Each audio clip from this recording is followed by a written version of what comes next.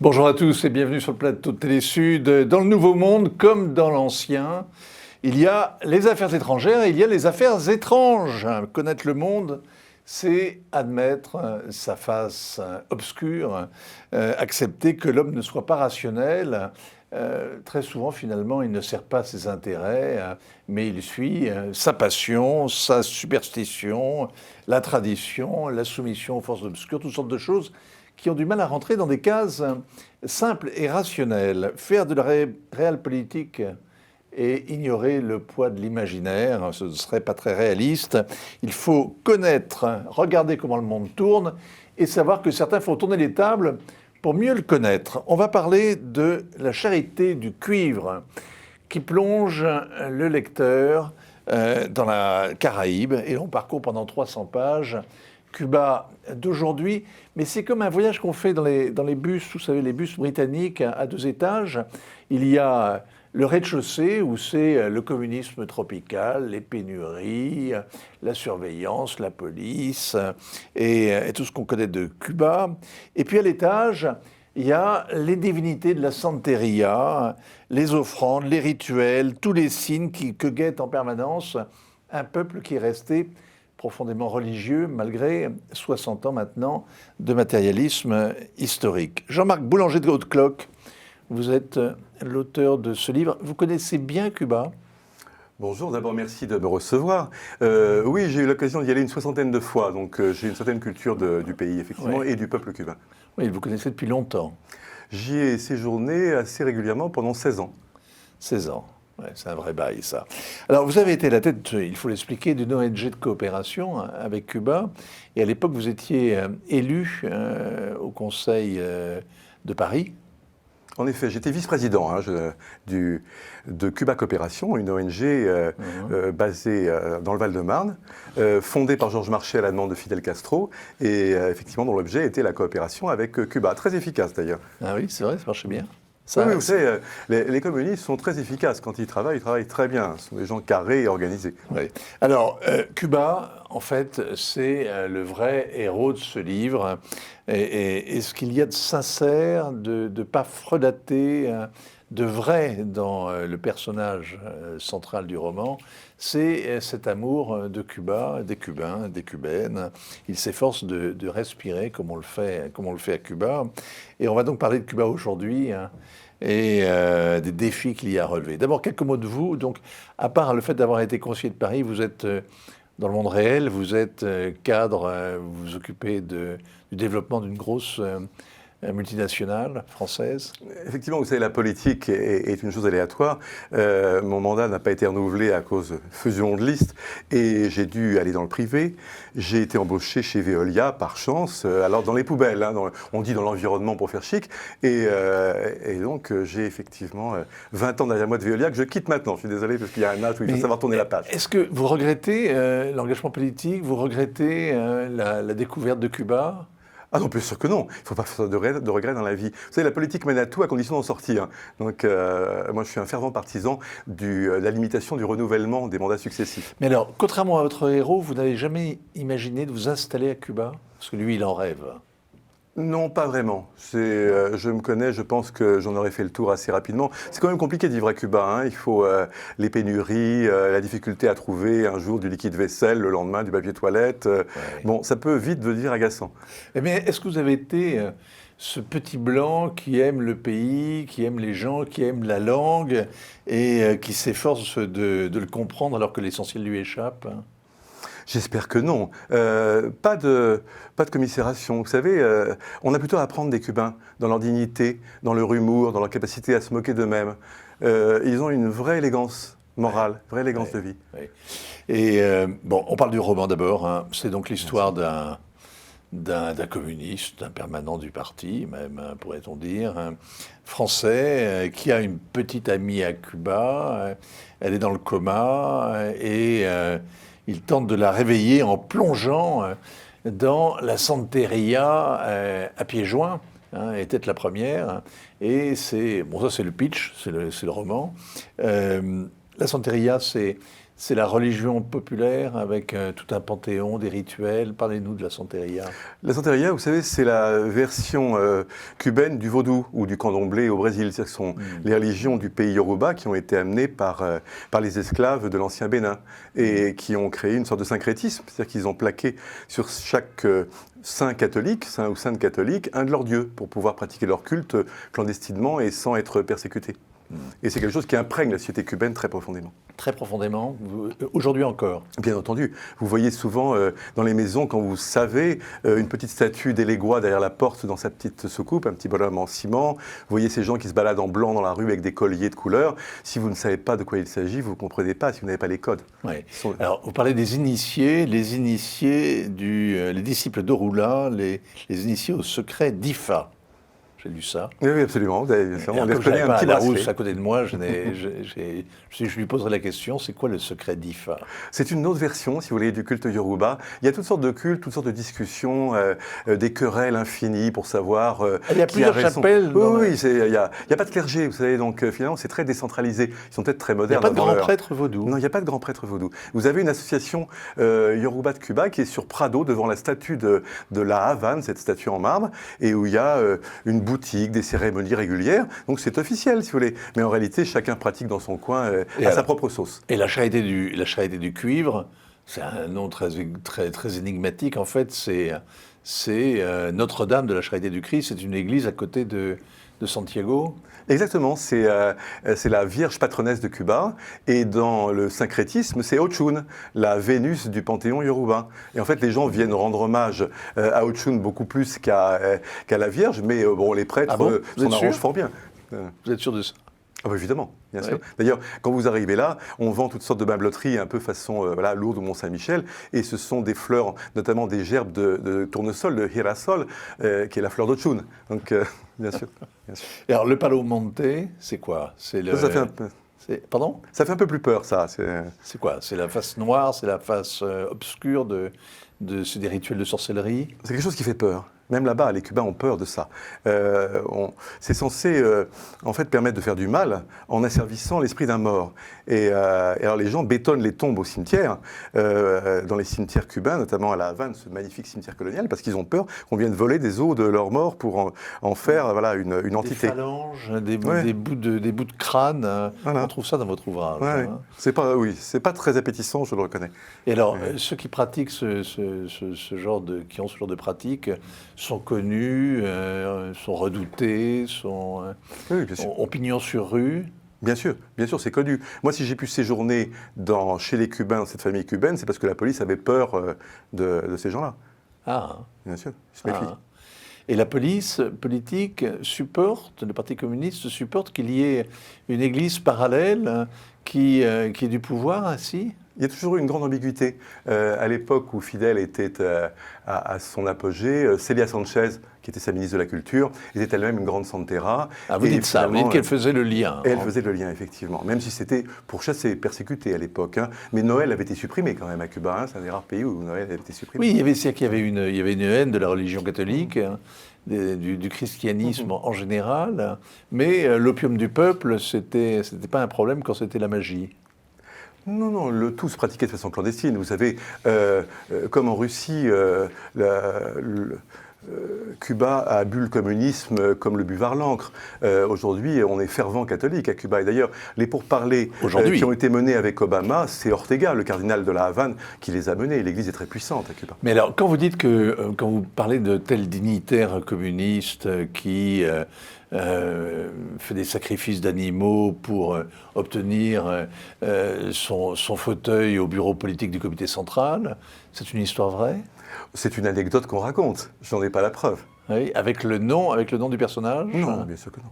Non. Mais quand vous connaissez Cuba, vous savez qu'il y a du vrai là-dedans, bien entendu. Oui, et alors cette égérie de Fidel Castro, elle était elle-même prêtresse vaudou? Non, elle était pratiquante. Elle était pratiquante. Il n'y a pas de clergé, je vous dis, mais bon, il y a quand même des initiés de grade supérieur. Hein. Oui, il y a des gens plus ou moins réputés, plus ou moins renommés, en fait. C'est si hiérarchie il y a, elle est informelle. Est-ce que... les communistes se sont donc accommodés de ces superstitions, ils n'ont pas cherché à les réduire, Ils n'ont pas cherché, ils s'en sont servis en revanche. Ah, c'était peu recommandé, si on voulait progresser, d'afficher ses croyances. Et les santeros, comme les catholiques, comme toute religion, ont été persécutés à une époque. Non, il ne faut pas faire d'angélisme. Il y a un grand sociologue haïtien qui s'appelle Laennec Urbon, qui a écrit un ouvrage fameux sur le vaudou en Haïti, et qui expliquait que c'était l'imaginaire mis sous contrôle, l'imaginaire de tout un peuple qui était ainsi verrouillé par le pouvoir politique. Et c'est vrai qu'à la chute des Duvalier, la première chose qu'a fait la foule, c'est d'aller éteindre des feux qui brûlaient, notamment sur la tombe de Papadoc, mais dans d'autres lieux de l'île, et qui enfermaient, selon la rumeur, la ville, le pays, sous une sorte de chape magique. Et en fait, je ne sais pas si ça existait, mais en réalité, c'était très... Les gens le prenaient pour argent comptant et ça pesait sur leur mental. Il y a le même genre de monument à Cuba qui symbolise ainsi la domination des forces obscures. Pas à ma connaissance. Non. Non, pas à ma connaissance. Mais vous savez, Fidel lui-même est un ancien élève des Jésuites. Il a toujours été très ambigu vis-à-vis de... Quand il a reçu Jean-Paul II à la Havane, il semble qu'il se soit entendu comme larrons en foire, si vous me permettez l'expression. Oui, vraiment. Il ne s'est pas fait faire la leçon. Est-ce que... Mais on va parler du délitement de Cuba après, mais on parle un mot de votre héros. Alors, c'est dans La Charité du Cuivre, hein, donc c'est un héros... comment dire? C'est un anti-héros d'abord. Oui, je suis bien d'accord. C'est pas moi, Jules, attention, je précise tout de suite. C'est pas un autoportrait, rassurez-moi. C'est pas un autoportrait, oui. Heureusement pour moi, ça serait terrible. Parce que c'est un personnage torturé. Il est velléitaire, il est égocentrique, il est alcoolique, il est à moitié impuissant, il se regarde vivre, il est faible et il culpabilise, il est un jouisseur, mais c'est vraiment un type absolument lamentable. Hein. Oui, mais c'est beaucoup plus rigolo qu'un vrai héros, non? C'est franchement... Bon, il est cynique et il est corrompu aussi. Est-ce qu'on peut vivre à Cuba, travailler à Cuba, comme vous l'avez fait pendant 15 ans, sans s'accommoder de la corruption ambiante? J'ai jamais été confronté à la corruption. Et c'est vrai que...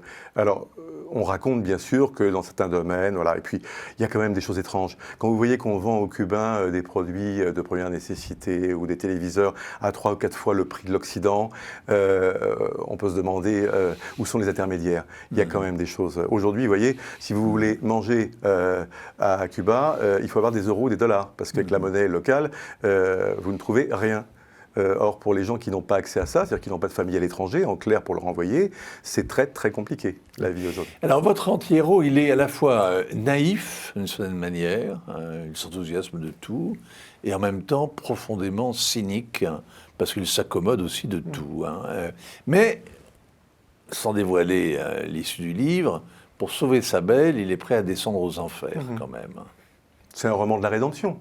Il cherche il se cherche lui-même d'abord. Se trouve-t-il ou pas? Je ne sais pas, je laisse au lecteur le soin d'approfondir cette question. Mais c'est quand même un roman très humain. Moi, j'aime beaucoup la littérature. Je pense que je n'aurais pas la prétention d'être un grand écrivain. Je suis un petit écrivain débutant, mais néanmoins, j'ai essayé d'apprendre de beaucoup de maîtres. Les personnages, les grands personnages de la littérature sont souvent des personnages peu recommandables. Je pense à Raskolnikov dans Crime et Châtiment, c'est pas franchement le héros auquel on a envie de ressembler. Vous prenez un héros de Dostoïevski qui est un possédé. Bien sûr, exactement. Et qui joue donc avec, comme ça, le ciel et l'enfer, il ne sait pas très bien où il est. J'ai dû être possédé moi-même par l'esprit Vous êtes chrétien? de Raskolnikov. J'ai été élevé dans le christianisme. Mais aujourd'hui, je ne... Qu'est-ce que je dirais? Je dirais, vous savez, j'aime bien cette phrase de Thérèse de Lisieux qui disait « avoir la foi, c'est douter ». Est-ce que... mais là, ils ne doutent pas, les gens qui pratiquent la santeria. Oui, mais en même temps, ils bravent les interdits. C'est très... c'est très souriant, c'est pas rigide du tout, c'est ce qui est sympathique. Alors le délitement à Cuba, vous évoquez ces hôpitaux où il n'y a plus un seul médecin parce qu'ils sont tous partis au Venezuela. C'est une réalité. Et le troc. Moi, je ne condamne pas totalement, franchement. Vous voyez, à Cuba, vous êtes en sécurité. Quand vous voyez ce qui se passe dans certains pays d'Amérique latine, bon, on ne peut pas tout rejeter. Mais l'échec, il est patent. Moi, je me rappelle d'amis communistes, élus communistes avec qui j'étais là-bas, qui avaient l'honnêteté de reconnaître, quand vous voyez le pays en ruine, tout cassé partout, pouvez pas, alors on dit l'embargo, c'en est même des blagues, si vous voulez, on fait des tas de blagues là-bas sur le fait que tout est la faute de l'embargo. Il faut quand même pas exagérer. Mais l'ennemi Yankee, on aspire en même temps. Actuellement, il y a, depuis quelques mois, le Nicaragua a retiré la nécessité d'avoir un visa et donc il y a des files d'attente devant la seule compagnie qui assure la liaison entre La Havane et Managua, capitale du Nicaragua, parce que les gens vont au Nicaragua, ça coûte horriblement cher, il faut beaucoup de temps d'ailleurs pour avoir un billet, il faut être patient et avoir beaucoup de dollars, mais une fois que vous êtes au Nicaragua, vous avez peut-être la chance de vous faufiler jusqu'aux États-Unis. Vous êtes bien informé. Vous savez, il y a des gens qui meurent tous les jours parce qu'ils se noient en tentant de traverser le détroit jusqu'à la Floride dans des embarcations de fortune. Alors vous dites, et c'est assez choquant quand même, que les Cubains, dans l'impossibilité d'accéder à la consommation, la société de consommation, l'individu reste concentré sur les rapports humains dont la qualité et la densité constituent un des critères d'excellence de ce bien-être qu'on appelle le bonheur. Heureux les pauvres. Et qu'il le reste. Hein. Non, c'est une vision très négative. Non, vous avez là-bas, moi je suis, c'est un enfant de la contre-culture des années 70. J'ai grandi dans une vision assez sombre de la société de consommation. La consumite aiguë, cette fausse spiritualité qui consiste à ne désirer que le prochain iPhone ou la télé un peu plus large. Bon. Et pas, voilà. Donc, si vous voulez, mais en même temps, vous savez très bien que le manque d'argent, c'est une obsession aussi. Hein. Non, mais bientôt, il ne songe qu'à une chose, et on peut parfaitement les comprendre, c'est d'accéder à cette société de consommation. Et comment ne les comprendront pas? Mais il faut constater, avoir l'honnêteté de constater que cela a eu des effets positifs sur la société, c'est de maintenir cette qualité de rapports humains qu'on a perdu ici. On le voit tragiquement avec la montée de la violence vis-à-vis des élus, par exemple. La qualité des rapports humains, c'est la délation, c'est le contrôle social permanent au niveau du quartier, au niveau pas simplement du quartier, du pâté de maison. Hein. Non, je parle des rapports privés. Qui est très lourd, je parle quand des même. Rapports privés. Je parle des rapports privés, ouais. des rapports entre les gens. Tous ceux qui connaissent Cuba, qui ont été de façon un peu moins superficielle que des touristes qui n'y voyagent qu'une fois en voyage organisé, parlent de la même façon, de cette façon dont on lâche son poids quand on arrive là-bas.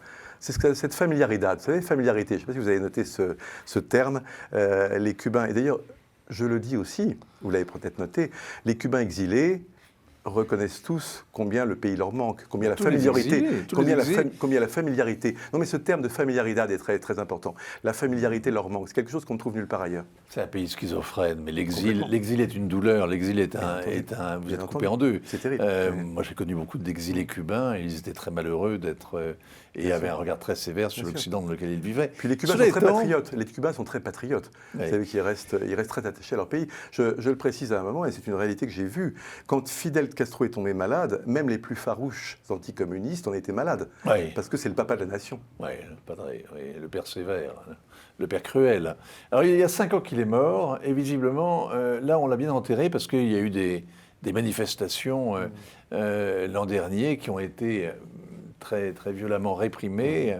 Plusieurs milliers de personnes ont été emprisonnées, mais les condamnations sont très lourdes, jusqu'à 30 ans de prison pour être descendu dans la rue, jusqu'à 20 ans de prison pour avoir filmé ça avec son téléphone et l'avoir mis sur les réseaux sociaux. Et les gens étaient descendus dans la rue au cri de « On a faim, nous avons faim hein, !» et liberté aussi. C'est tragique, c'est une dérive terrifiante et surtout c'est une impasse. Aujourd'hui, Cuba est dans une impasse totale. Le régime ne pourra pas tenir éternellement en réprimant de cette façon sauvage la moindre tentative d'expression. Alors, 300 artistes viennent de signer une pétition. Alors, il y a des très grandes stars parmi elles. Il y a Meryl Streep, il y a Orhan Pamuk, il y a Paul Auster, il y a Isabelle Allende, il y a Khaled Hosseini. Tout ça a été signé le mois dernier parce qu'ils demandaient la libération et qu'on cesse d'opprimer les 300 intellectuels et artistes qui ont signé à Cuba une charte pour demander un peu plus de liberté de pensée et d'expression. et qui ont été donc depuis cette époque-là tenus en grande suspicion et opprimés par le régime. Vous allez signer cette pétition? Vous qui êtes maintenant un écrivain. Moi, je n'ai pas la qualité pour la signer, mais si on me le demande, je la signerai volontiers, bien entendu. Mais vous savez, c'est un jeu pervers entre les États-Unis et Cuba, et on peut être extrêmement déçu que Joe Biden ait en fait manqué de reprendre ce qui avait été entrepris par Obama. Le régime serait tombé dans les années suivantes, la levée d'un embargo. Vous pensez que c'est un régime qui est à bout de souffle avec ses slogans éculés? Évidemment, personne n'y croit. Vous parliez de pays schizophrènes, personne n'y croit. On se demande même si les dirigeants y croient. Les gens jouent une comédie permanente, il y a d'ailleurs un taux de suicide très élevé. Vous êtes obligé d'aller dans des réunions et vous raconter des choses auxquelles vous ne croyez absolument pas, mais vous êtes obligé de le faire, c'est effrayant. Oui, sur le plan psychologique, c'est effrayant. Ça fait plus de 30 ans que le mur est tombé, et pourtant, il tient à Cuba. C'est vrai. Alors j'ai vu que le PIB a fondu de 11% en 2020, avec le Covid évidemment, que l'inflation a atteint 60% au taux officiel en 2021, et 6900% au change officieux, le seul qu'on pratique en réalité. Alors qu'il y a des bouées de sauvetage, il y a quand même le prix du nickel qui est à la hausse, il y a quand même aussi l'industrie pharmaceutique cubaine. C'est un fait. Mais en ce qui concerne le nickel, l'appareil industriel est tellement vétuste qu'ils ne peuvent pas en profiter. Et quant aux médicaments, oui, c'est une des rares lubies de Fidel qui a réussi. C'est vrai qu'on ignore souvent qu'ils font en termes de biotechnologie, ils sont très pointus. Fidel Castro, n'est-ce pas Fidel Castro lui-même qui avait vanté parmi les acquis de la Révolution le fait que Cuba posséda les prostituées les plus cultivées du monde? Je crois que c'était le comble du cynisme. Oui, parce qu'on dit toujours de la dictature de Batista qui a été renversée si facilement sans qu'il y ait beaucoup de sang versé. On raconte toujours que il avait laissé carte blanche à la pègre et qu'il y avait des prostituées partout.